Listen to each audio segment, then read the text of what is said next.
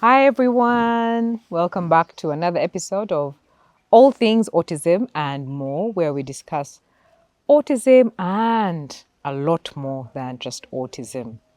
I'm once again joined by Irene and Patricia on this beautiful day. Say hi to our people, please. Hi, everybody. Hi, everyone. Yes. So if you're joining us for the first time, please make sure to like, subscribe, and to share with those that you feel would benefit from this. So we talk about a number of topics on this show, the prime one being autism. But something that has been fascinating me and the ladies on this is we talk a lot more about boys. And when you read statistics show that usually boys are often more prevalent, autism is more prevalent in boys than in girls. So today we wanted to take a look at why is that, not why is that, but what does autism look like in girls? Could it be that it's misdiagnosed? Is it really true that it's mostly prevalent in boys?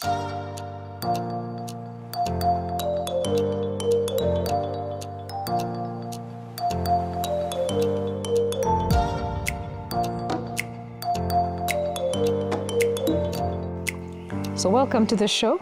Let's dive right in. Autism in girls. Is it something you think about? Both of you have boys, I know. So so it must be, yeah? Have you come across them? Have you? I must admit, when I was doing the research that I did for this episode, I first of all I was extremely out of my depth. Yes. I was my understanding of autism in girls, to sum it up, would be that it's not loud.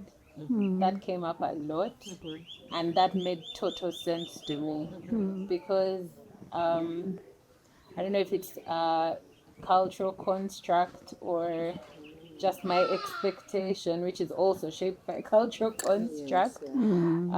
I expected that it would manifest in similar ways To boys.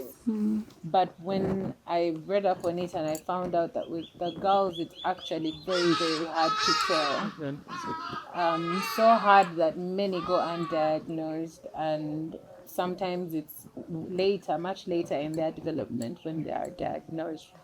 So for me, it's still a gray area. For I'm still learning so much, and I felt rebuked because it never, because it didn't affect me. I did not look into it, and that makes me guilty of the same thing we keep talking about with other people, that if they are not affected by autism, maybe they need to know more. The more people are aware, the more they will be tolerant and welcoming and inclusive of people with autism.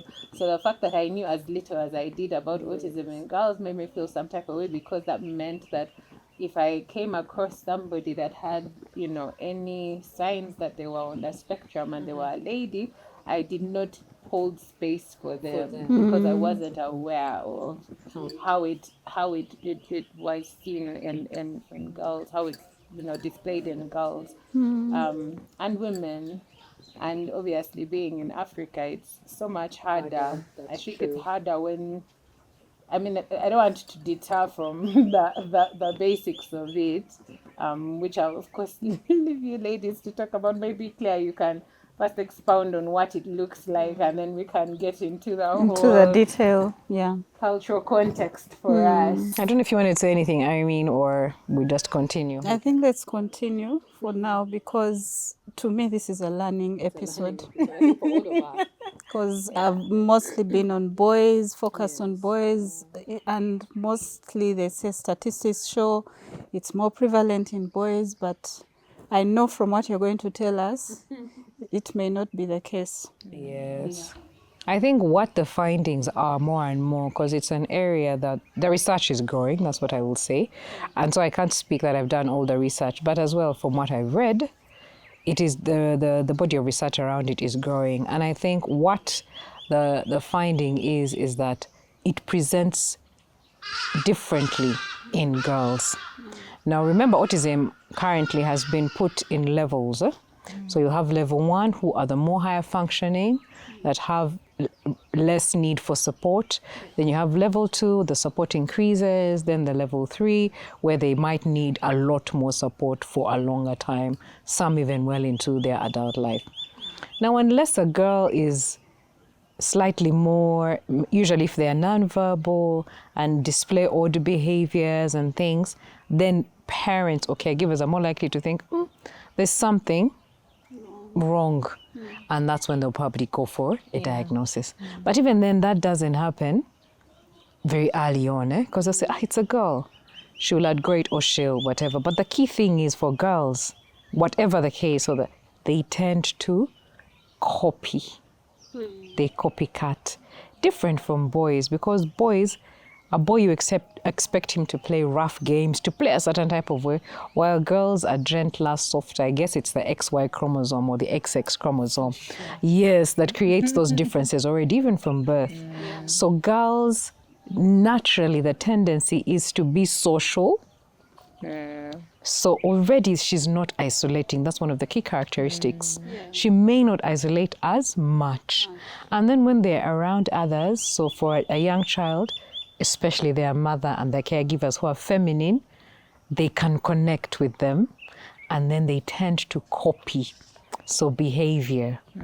So then a lot of the other stereotypical behaviors that are common in boys are not, they don't reflect that. Yeah. So they'll copy maybe how a girl sits, how you behave. So they're gentle, as you said, it's not loud, unless they are on the other side, on the higher level end of the spectrum. So they'll copy social cues. They'll even mimic whole scripts, what to say, when to say it, and all that. But as a result of that, that means their autism goes inward. Okay. It's not displayed outwardly because they are mimicking, they are fitting in, how to sit, how to behave. And remember, like in a society like ours, we're constantly telling girls, sit properly, sit like a girl, eat like a girl. A girl does this. You hardly hear people raising boys saying, boys don't do like this. Boys, but for girls, it's like from the moment you come out of the womb, And I think something should be said about that, because you see, whenever we because on this channel, we like to encourage parents to always help like their children to come out more, to develop their personalities. And we also encourage parents not to be too lenient and to, be firm with their children where necessary, so they can adapt, so they can train them to one day become independent. But now it's so funny how culturally it's easier to do that from what is coming out in the research. It sounds like we immediately do that for the girls, but we're not doing it enough for the boys. Which is so absurd. But also it's interesting that I used to think it was a cultural construct, or it was the patriarchy that created an environment where boys were allowed to be themselves and girls were expected to conform. To behave in a certain way. Now this makes me start to ask myself, is it now a scientific, is it a biological thing that women generally, from the time we come into the world, we just want to, is it part of our nature and our biology that we are that kind of, we tend towards that nature of wanting to blend in and conform and such and such? Because with the boys, even with my sons haven't been given this idea that they are God's gift to the earth, but they are very free with expressing themselves and being the individuals that they are. So it makes me wonder if there's something there. And of course, I know we can't unpack that now. But it makes you, it's really question. Autism in girls is making me question what I think I know. I think the other thing is also that because autism is it's diagnosed, there's a DSM-5, which is a diagnostic tool that is used for diagnosing it. And it is said that a lot of what was put in there was based on boys. So the girls, when they're mimicking their copying behavior, they'll be missed in the early years, in the early stages. because they're pleasant. Because they're, not yes, creating any no sort of chaos, or- they're not disruptive mostly, and they're learning. They're probably meeting their different milestones. It's only when they're nonverbal, and most often than not, if she's not disruptive, they'll tell you take her for speech, but she's going to catch up. She's going to speak. So you will not, you'll think it's just a speech delay or some kind of developmental delay. And that's how they start to fall through the cracks. I think another thing that was very clear is that for the girls, especially on level 1, they become very, very intelligent, or they learn, it might not be intelligence, but they'll learn to speak and speak very quickly. They will learn to read and read very quickly. But then socially, it starts to become challenging when they grow. And that's when now most girls with autism start to get diagnosed around age 7, 8, 9, because now they can no longer keep up with the yes, it's difficult to keep up with the social construct. Imagine the three of us when we are off the camera, how fast we talk, how blah blah, there's so much this and that, and so much code language and what. It's difficult for them now to keep up, yes, with that. So they'll tend to have like one friend who they stick to, so they tend to focus. We've talked about hyperfixation and hyperfocus. There's this one friend who's their one friend and blah blah. And then if it falls apart, that's also a crisis for them. In groups, they tend not to be able to. I think because they fixate on people for survival. Yeah, You you're literally correct. But you know, as you say it, I'm thinking, is it just autism in girls? Or all girls? Because most of what you're saying, I feel like I passed through it. And not to trivialize, but it's worth thinking about, I think, really, how we did it. Yeah, so they'll do that. And then for those that are, because they're usually nice and they're whatever, they tend to get like a mother hen friend who mothers them, who takes care of them, and then they fixate around that. But then when that friendship dies, they'll struggle again. Then they'll find one other person and fixate.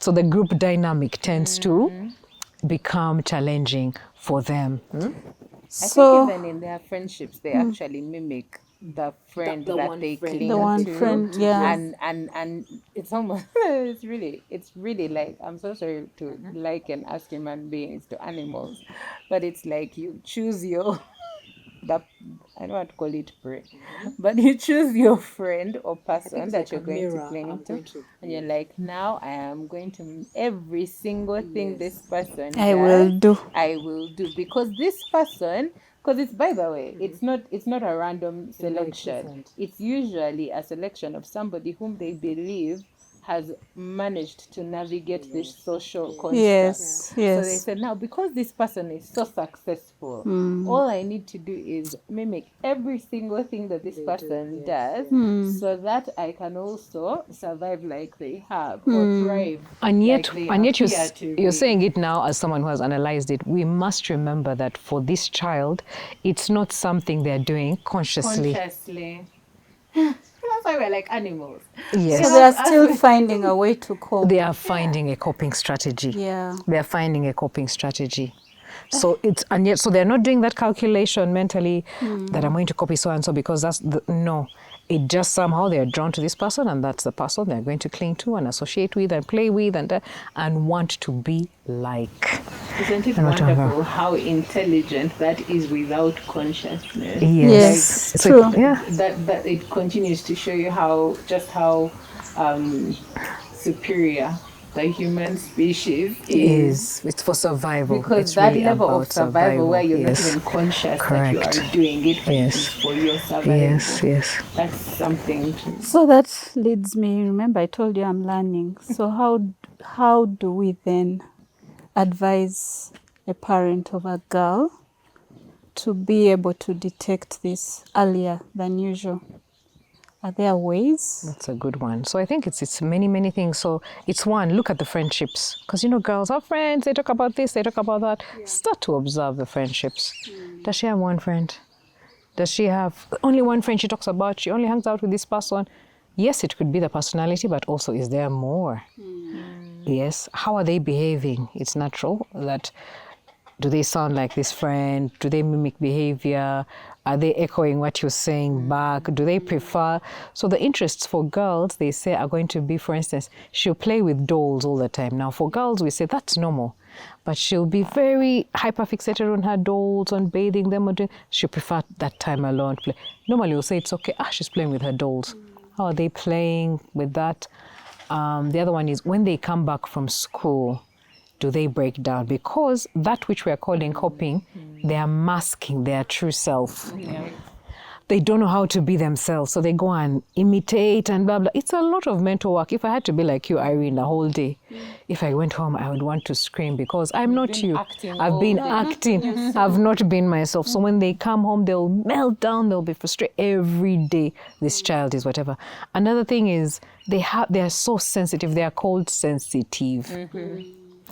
Or dramatic, yes, that they're dramatic, they're oversensitive, they're blah, blah. Small things, they react.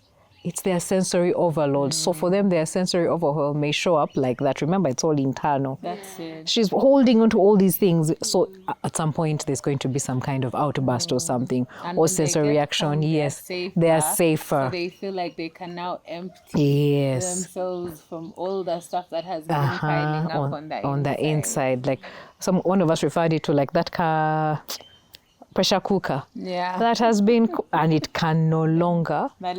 The lid Pops off, yes, or like popcorn that is popping slowly, tup, tup, tup, tup, then it pops, outbursts, and you're thinking, I just said this. No, the sensory overload. So you'll start to notice those little things about them. Some of them even become very mature because now you're more comfortable probably hanging out with adults. This girl, person's your age. And one person, maybe your mom, maybe an aunt, maybe somebody, a cousin, they tend to mature faster. They seem to say, she's so mature, she's all this, but then they're all these little things. So mature, but so sensitive. They are young. So it comes back to bite them. So, so there are little things like that you will. So they'll be mature in one area, but then suddenly she's sensitive over something. You're like, but hang on. So that flipping of almost like personalities, and those sensitivities and what can be indicators, which is why it's better to say, this child. And then you'll start to also notice little quirks about them. Maybe they're awkward in their conversation, and the things that they find funny are not necessarily what you find funny. And so you just become observant and say, perhaps they are. Now, somebody will say, why should I rock the boat? Why should I go and shake? Because she's fine, she's doing well in school. Because for these girls especially, and why we're talking about it, it comes back to bite later. True. Fine, she may get to 8, 9, navigate it and pass, but the teenagers, when hormones kick in, now become really, really problematic for them. They might get aggressive, or they are very, very prone to depression and anxiety. Extreme depression and anxiety.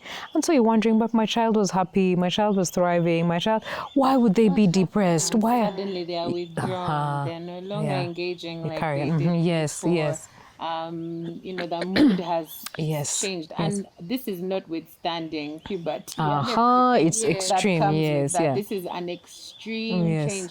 And it's important for you to understand that it's not just your reception of what's happening to the girl, it's also what's internally going on with her.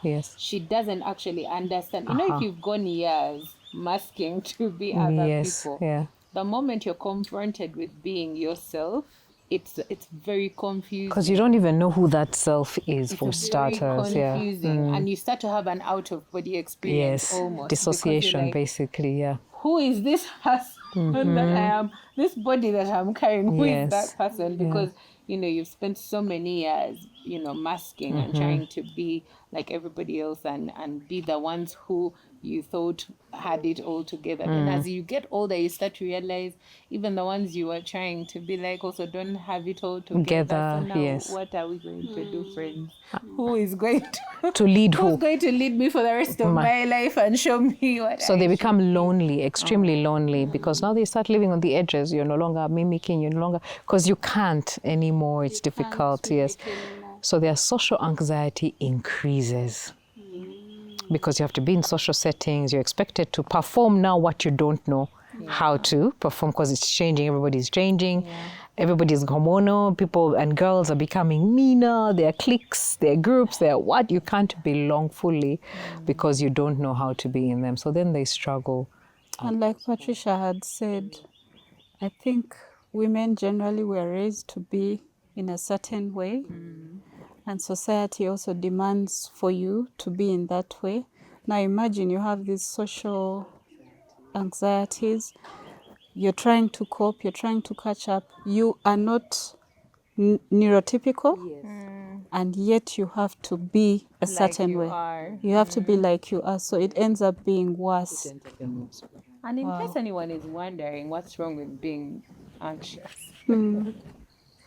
it will affect every single aspect of your life. Yeah. So we're talking about a scenario where, as a girl, if you're a student, you can't study anymore, you can't receive anything, you can't relate with anyone, your family, your friends, and you don't know why. Then there's anxiety in terms of if you're in a work situation. This is when you fail to hold down a job, you failed to be, and everybody's wondering why has she failed to be an upstanding member of society. She went to school, she had a problem-free childhood, she has never She has a given good us a headache, family, she has a good exactly. family. Why has she just shut down? She used to be so clever. But you know, you've had those conversations before. Yes. So the reason why we're talking about this, and the reason why this is such an important conversation to have, is because it's actually there are very, very many cases where, you know, girls and women are Have gone shutting down and unnoticed. they're failing to what's the word? I don't want to use the word operate, but failing To cope. function, Yeah. you know, in their societies, in their communities. And what we're saying is that if they have some of these challenges, it might actually be that they were just undiagnosed. And the reason why we're talking about this, you know, another person will say if they can conform and they're not creating problems, why should I even be bothered to, you know, why are we putting labels to these challenges that they have? And the thing is, the reason we're bringing this to light is because like most issues, especially surrounding mental health, you want to be able to give somebody tools that they can use To help them. themselves. That's You true. want somebody to be aware that if they have a certain challenge, like autism or anxiety, whatever the case may be, they are able to see it starting to affect their daily life and then immediately employ, Intervene. you know, Yeah. the tools and things that can help them to just continue navigating their lives. Because why shouldn't they have the same quality of life Yeah. as everybody else? True. So that's why we're having this conversation, because I'm very, very sure that there's going to be a group of people that's going to listen to this episode and say, but now if it's so hard to, why are you creating problems where there are none? And so we really don't want it to sound, we hope that we're not making it light, that these things can actually completely freeze a person and change the quality of life from like a really good level to really below, to a point of even destructive behavior, you know, because it has actually been noted that with many women that are on the spectrum, if things get too much, Yeah. too overwhelming, and they get to a point where they have a meltdown, many of them resort to substance abuse, many of them self-harm, many of them struggle. It could even lead to suicide. It could even, and so Yeah. that is why this is not a, you know, it's not a light conversation. It's Yeah. really important. And so that's why we decided to come and talk about autism in girls and in women. Yeah.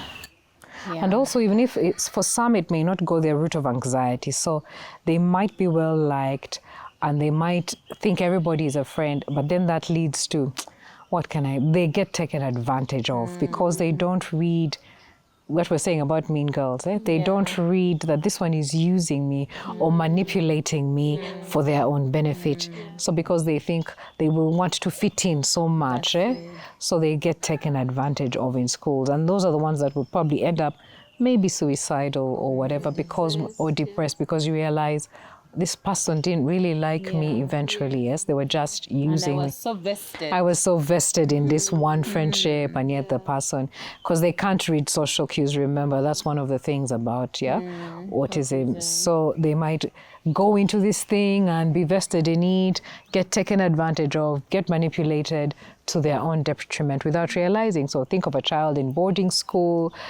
All their pocket money is taken, That's it. but because they think, oh, I was buying for my friend, but they said they wanted. That's it. They said yes. Or they said we should do this because they know if you'll do it. If I tell you, go and tell the teacher this, okay. And then, That's the justification that Yes. I have been yes, training myself to understand. So how can it now change? yes, You know? yeah. So for them, it can be challenging because they might not read the social cues. They might carry on thinking that this is normal behavior or this is what we're supposed to do in this social grouping, and then get into trouble and then be taken aback that they're in trouble for things which they don't really understand. One, because they were not diagnosed, so they didn't understand. They didn't learn how to cope. Or to realize now I'm overwhelmed, let me retreat, or let me do this, let me ask for space, or let me take time, or whatever it is that they need. So that is, I think that really is, those are things that to be mindful of as parents. And not that every child who manifests these things That's it. is on the spectrum, but it's worth having the conversation. Like I told you, I feel this is affecting all women. So I believe this would help all of us. Because truth be told, guys, even us, we've been through, we've masked too much. We mask already, but now there's this extreme. They have that meltdown. Yeah. So imagine now you have, when you've grown up, you have to go to a job, the demands of a job, there's social whatever, there's going, it's too much for them. That's how they'll end up in the substance abuse because you have to manage all these different facets. And be something here, be something there, be somebody here, be somebody here. So we're neurotypical, well, we think. So we somehow manage to play these roles.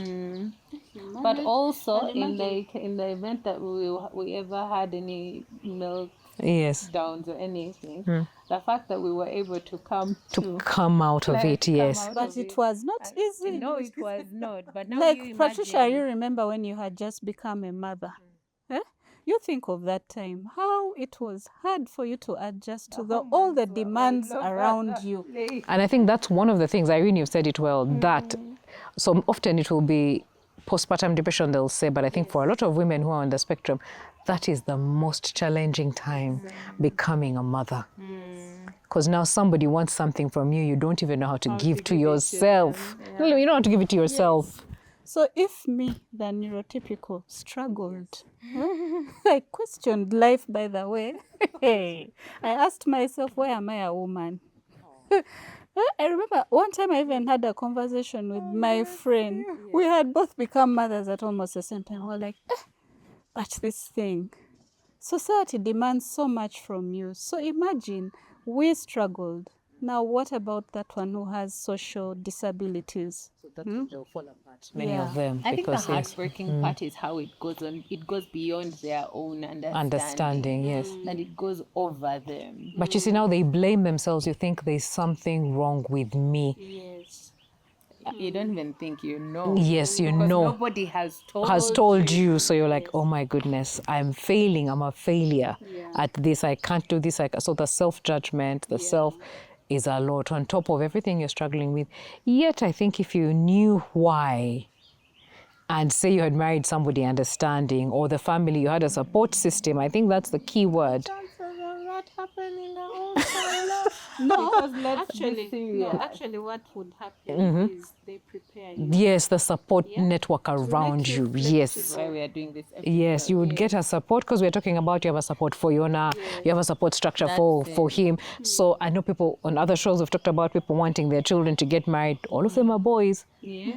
Nobody has talked about the girls. The girls. All of them are boys. I want my son to marry, but you've prepared him. Even the girl you're going to explain to her, this is the son. Yes. Now who is doing it for the girls, you see, eh? So you need to first know. You need to first accept the diagnosis. Yes. You have to go through all All the emotions, yes. You have to go through all the emotions. Yes. Because, you know, a human Yeah, being, yeah. just like Yes. boys are. Are, So yeah. you have to go through all the motions of accepting that this Uh-huh. person is on the Yeah, spectrum, yes. understanding what that comes Uh-huh. with, equipping them, and then supporting them, and then also, and in equipping them, you're also helping them to hopefully become independent, but Independent, understand yes. that because being a woman is a little bit more complex, Uh-huh, yes. considering we give life Mhm. and nurture And nurture, children. yes, and that's not And I natural think that from for that them. perspective, Yes. the support is much more needed at certain aspects of your life Yes, and yes. such. True. A funny thought has come to me. Imagine this lady. Of course, at that time they are a lady. This lady in the labor ward. Imagine you're feeling like it is over and beyond. Now what about them? It could be in there's the expected way of being overwhelmed and all of that, and then there's shutting down. Yeah. There's shutting down where the pain has now gone beyond understanding in terms of labor. There are women around you who are all saying something.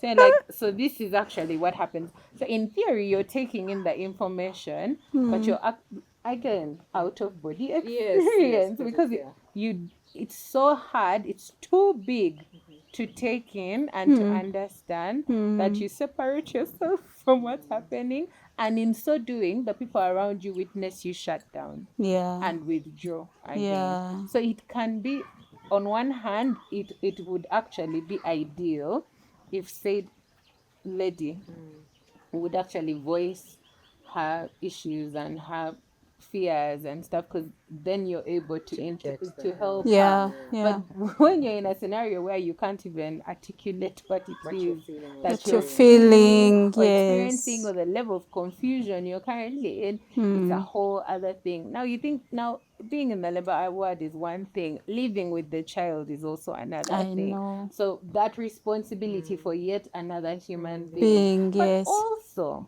because now let's really get into the whole autism in women thing, Hmm. relationships. Yes. Especially because women generally hyperfixate generally Yeah. on the men that they fall in love with. Now, somebody on the spectrum, and we were talking about this in the other episode about hyperfixation.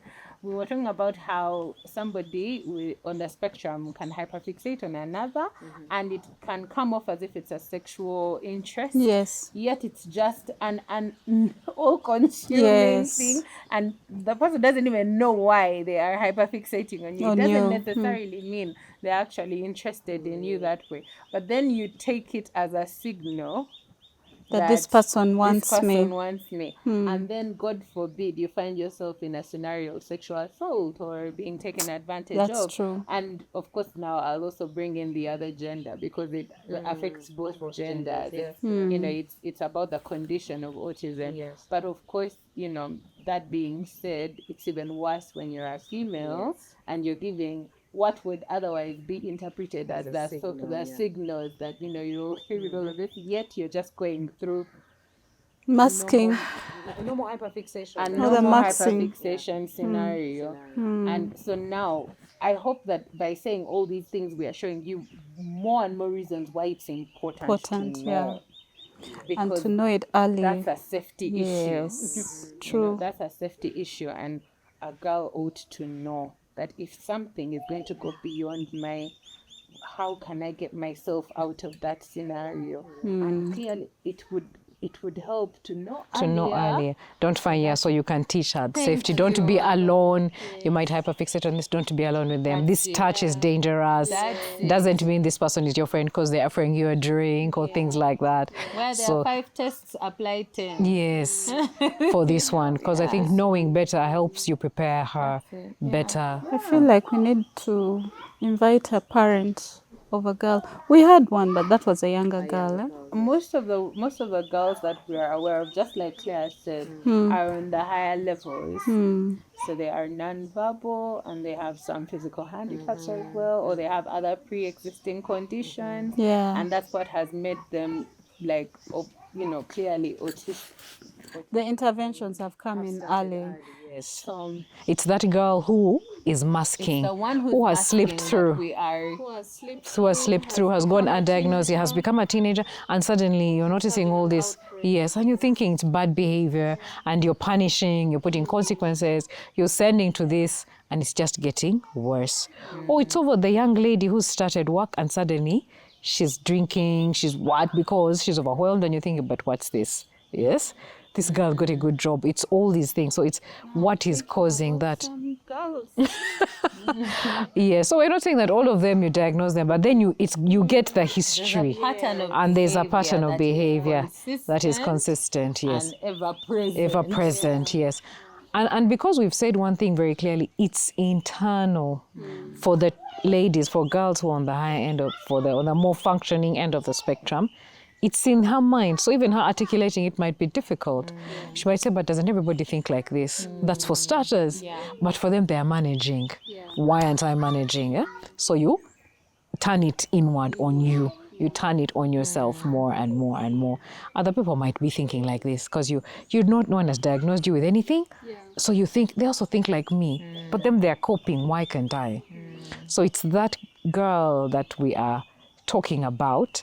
And I guess, as you've said, we'll find a parent or a caregiver who's had the child up to what have they done?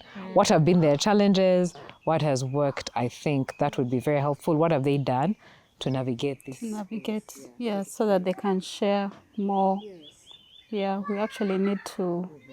And we will do that. We will get back with somebody who will bring that information to light. Eh? Yeah. I just think it's important that we all remember that this is a neurological condition, so it does not present physically. Yeah. Just like with the gentleman.